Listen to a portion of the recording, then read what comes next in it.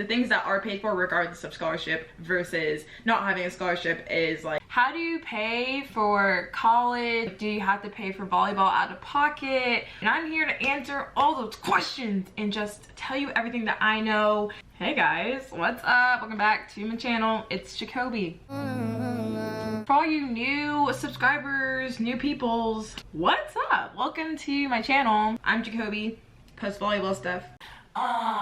To all my OG subscribers, thanks for sticking with me, you rock. So today I will be talking about a very interesting topic. So, you're probably wondering, Jacoby, what are you wearing? This is my merch for my podcast. If you don't listen to my podcast, what are you doing? It's pretty much a riot. It's a good time. It's called Secondhand Embarrassment. You can literally just search my name, Jacoby Sims, on Apple Podcasts or Spotify, and I will pop up and pop out. So yeah, this is the merch. It's really comfortable. Love a good hoodie, you know, whatever. Anyways, moving on. I need water. I'm about to burp. I always get questions like, Jacoby, do you pay for volleyball? Like, I'm a college volleyball player. If you didn't... Ow! That hurt. I'm leaving that in. I don't care. Frick. So I always get questions like, Jacoby, like, how do you pay for college? Do you have to pay for volleyball out of pocket? Or do you have to pay for like your gear? Or do you have to pay for your travel, your food, or your tuition? And I'm here to answer all those questions and just tell you everything that I know, and hopefully this will shed some light on what you're wondering. So let's start with tuition. So let's say you go to a public school. Tuition really varies, obviously, but for example, my old school that I used to go to, I think tuition's like $20,000, $30,000, $40,000 a year. Maybe more like $20,000 a year. It was a pretty inexpensive state school, public school. So, and I'm talking about Southern Miss. And you know what? I actually don't even know the real figures of that. Let me actually look that up because that will be very important to this video. But another thing I would say is that tuition varies from school to school. So like some states are more, some states are less. There are private schools. Private schools have a set tuition rate, meaning that there is no out-of-state or in-state tuition. There's just one set price. But at a public school, you'll have an out-of-state tuition and in-state tuition. So in-state tuition is always cheaper. So for example, I live in Alabama, so if I went to the University of Alabama, my tuition would be significantly cheaper if I went to a school in Texas. Like if I went to Texas A&M, my tuition would be very high in compared to the people who have Texas residency. So I hope that makes sense. But okay, so it says that out-of-state tuition for at Southern Miss was about, okay, never mind, it was way cheaper than I thought. Out-of-state tuition is about $25,000, which is not terrible, but it's not, I mean, no one likes to pay that amount of money, but it's not bad for out-of-state tuition. And I was paying about maybe $3,000 a semester. 4, because I had a lot of financial aid. Like I have loans out on my name, which sucks at the end of the day once I graduate. Like I'm gonna have to pay that back, but whatever. And then I had like academic scholarship. Now if you're wondering, I was a walk-on at Southern Miss. I played volleyball there and I was a walk-on. So Southern Miss is the Division I school, so they can offer scholarships or whatever. So and if you want more information on that, I would suggest looking that up because there's so many different possibilities. So literally just Google NCAA like scholarship details info and then something will pop up and will help you. But for Division I, they have more scholarship money to go around, obviously, because it's a bigger school, there's more funding and all that jazz. So, but I was a walk-on, so I did not receive any athletic scholarship. Now, was my academic scholarship like nice enough to where I would only pay a little bit of money? Yes. Now, I don't know if that's because of my academic performance or not, but hey, I mean, I got a big academic scholarship, so I paid a lot of money that wasn't, I mean, I did not pay a lot of money that I was going to if I didn't have the academic stuff. So that's why I always preach that academics are really important, because if you have good grades, like that's also going to come through like monetarily. So just saying. But tuition there is about $12,000, let's say that. If you are a full scholarship athlete, meaning that if you are awarded a full scholarship by your coach or whatever, and they're like, yeah, we want you as a full scholarship player, like we'll cover everything, books, tuition, housing, like that means all your money, like you are paying $0. Zipperoo. And this is in correspondence to tuition. I'm gonna get to like all the gear and all the shirts and the bags and travel, food. I'll get to all that. But tuition wise, you are paying out of pocket if you are a walk-on athlete like I was. And a walk-on athlete is still like recruited. They still have to do everything else that the scholarship kids do. It's just the fact that they don't get their tuition covered. So it's literally like the same thing. It's just one has scholarship, one doesn't. So for a scholarship player, like that $24,000 I was talking about at Southern Miss, that would be completely covered.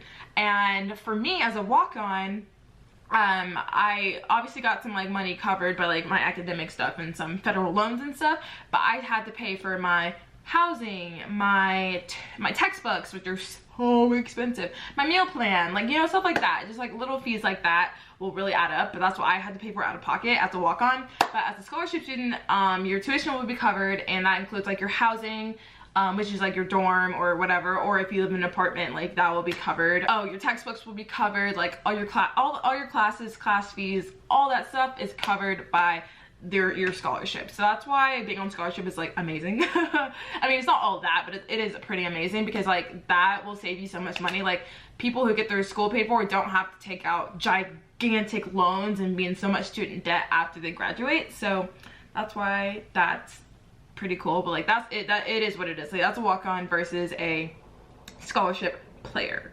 So moving on to the actual, like, I guess little aspects of volleyball and what I pay for and what I did not pay for. So in my experience, oh, let me actually talk about this. So, and also in regards to scholarships, so there are different levels of NCAA volleyball, as you know, and there's also NAIA volleyball and JUCO volleyball, or junior college volleyball. I don't know anything about junior college volleyball, so I'm not going to speak on that. But you can do your own research, or I can do some and try to tell you something, but I really don't know because I did not go that route.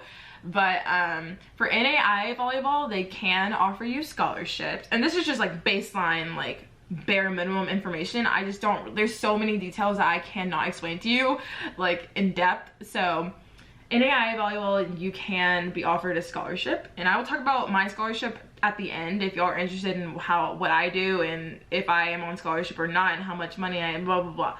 I'm not gonna give you like numbers because I don't know if I can disclose that, but I'll, you know, I'll give you the tea later on in the video at the end. And then for NCAA volleyball, you have D3 volleyball, D2, D1. So if you're a D3, if you're a Division III athlete, you cannot receive athletic scholarship money. Now, you can still receive academic scholarship money, but you will not be able to receive any kind of athletic scholarship. And I'm talking about tuition right now, by the way. And tuition means room and board, your classes, and all that stuff, like textbooks, blah blah. D2, you can get a scholarship, but I'm pretty sure it's more limited than D1, but I can't remember like exactly what it is. But you can still get a scholarship at D2, and then D1, you can get a full scholarship. They have more funding, more money. So that's kind of how that goes. Now we can kind of talk about being on the team and what kind of costs that would kind of incur. So for an NAIA school, well, actually, I don't want to say anything that I don't know about. So because I haven't attended my NAIA school yet, so I can talk about my D3 experience and my D1 experience. So for my D3 school, I did not have to pay anything that I can recall. Now, I think I may have paid for like, you know, no, actually, I think I did pay for my gear. Ugh, that sucks. I mean, I think I paid for like a little bit of it. Like, I think sometimes athletic departments will have like little fees that will kind of fund the whole department to get you your gear. So it's not like I paid for it, like I didn't pick out like I want that shirt, that jacket. Like I didn't do that. I think I just paid like a little athletic fee. I think it was like maybe $100 or $50, something like that.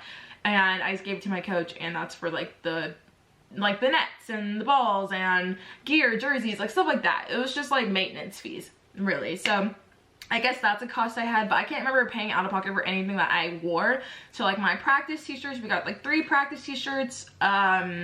We got like knee pads, ankle braces, ankle braces, a jacket, a warm-up shirt, a hoodie, like stuff like that was all free. Now I say free because I believe colleges and college programs always have hidden fees somewhere that's built into your tuition if you're paying it. So that's what I gotta say about free. So it was free. So yeah, you just get your gear. Some schools don't have matching shoes, some do, so sometimes you might have to buy new shoes if you want to. Like, I know I bought new shoes just because I wanted to, but you don't have to, obviously, because we didn't have matching shoes. So I was like, okay, I'm gonna wear like these LeBrons this year and do that. So it's really up to your discussion about shoes if your team doesn't do like matching shoes, which a lot of teams do, but some teams don't. So that's that on that. But moving up to Division 1, I did not pay for anything. I didn't pay for any of my gear, and I have a gear video on this channel. I will like try to link a card in it or something, but I showed you all the gear I got, and that was 100% free. Yeah, you definitely get, like, I'm not gonna lie to you, like, you definitely get a lot more stuff at the D1 level, but that was just compared to the school I was at. Like, I'm sure there's a lot of D3, D2, NAIA, JUCO schools that have great gear, but I mean, that was just my experience, and that's just my opinion. So you definitely get a lot more stuff, and you're also sponsored by, like, usually bigger schools are sponsored by some kind of brand, and Southern Miss was sponsored by Adidas, so it was nice stuff, I can't lie. So yeah, but that's pretty much it about gear. It's like, it's free, like, you don't have to pay for anything. You might have like an athletic free. Like, I don't want you to think that, oh yeah, we're like giving stuff and like that's it. Like, there could be hidden fees that you don't know about, that I don't know about, but for all intents and purposes, it is gifted, I guess, by the school. It's not like illegal or anything, because you can't be gifted things by like a booster or something. That's a whole mess. But like, if it's sponsored by your school and they give it to you, like, it's 100, it's legit. So it's pretty much given to you, gifted, whatever. Now we can talk about like food and stuff, because people are like, do you have to pay for your like when you're on the road, do you have to pay for your meals, your dinner, breakfast, snacks? And the answer is no. Everything is paid for by the school, which is lit. So I remember at D3, like, we got stuff catered, and you just have to pick out what you wanted on the menu. There were some like dietary restrictions because they wanted us to be healthy. So, you know, we can have certain things like cream sauce or like queso or like, you know, stuff, you know, just kind of heavy stuff. We can't really have that, but like, you know, everything was catered, so we just pick out what we wanted and you didn't have to pay anything. Now, if you wanted like extras, like say if I wanted, like, say we went to like Firehouse or whatever, Firehouse Subs, I got like a turkey sandwich that was, I ordered already from like the team, but I wanted like a cookie. I would just buy that myself, but it's like $1, stuff like that. Now at the Division 1 level, everything is also paid for, and you also get per diem on the road. So per diem is like a set amount that you're supposed to be given to or that the athletes are supposed to be given by their coaches, and that's just like money to buy food basically, because you're on the road. Like, so we get per diem when we go to the airport. So like they give us like $15, $10, whatever it was, and you could like spend that in the airport. Like, I remember one time we had a layover in like, I think it was LaGuardia Airport. Is that in New Jersey or New York? Someone tell me, I have no clue. But we stopped somewhere in New York. I think it was like Queens or something like that. I don't know. But they had like an Auntie Anne's, like the pretzel place, and I got some pretzels with my per diem money. That's an example of per diem. Just things like that. Also during like the summer, because sometimes you report earlier than you do at a lower division school. So Division 1, we reported like in July. So we had per diem because they had us a certain amount of hours of the day. So I think it depends on how many hours you're with the team. They have to provide you meals. So we were eating at the dining hall for like 2 out of the 3, but I think we got per diem for like dinner or something like that. I can't remember, but yeah, that's how food and money work. Okay, so for the last leg of the video, I guess I want to talk about my personal finances. That sounds weird, but so my first year at Oglethorpe University, which is the Division 3 school, and like I explained earlier, you cannot receive any athletic scholarship money. So that means I went into a bunch of debt, especially because that school is a private school, so their tuition is crazy expensive. So I took out a bunch of loans, so I didn't receive any scholarship there. Now moving on to Southern Miss, I was also a walk-on there, but the out-of-state tuition was significantly cheaper than Oglethorpe was, and keep in mind that Southern Miss is a Division 1 school, so I could have gotten a scholarship, but I didn't.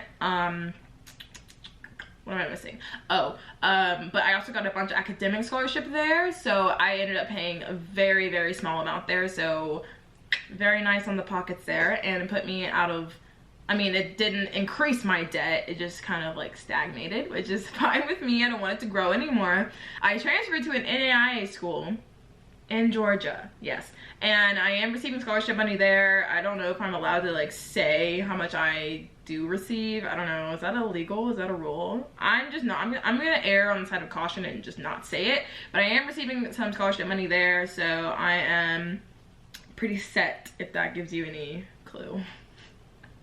What am I supposed to say?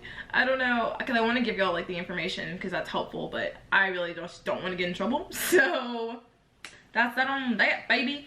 But yeah, just in conclusion, everything's paid for besides your tuition. So basically the expensive things like tuition and your housing is not paid for if you don't have a scholarship. But the things that are paid for regardless of scholarship versus not having a scholarship is like your gear, travel, shoes, knee pads, you know, travel jacket, your bus fare, your airplanes, your hotels, that's all paid for. So yeah, I really hope that explained something to you. I hope this helped. Fingers freaking crossed, because God knows I can talk for hours. But yeah, that's it for this video, you guys. Really hope you liked it. Make sure to subscribe to catch videos.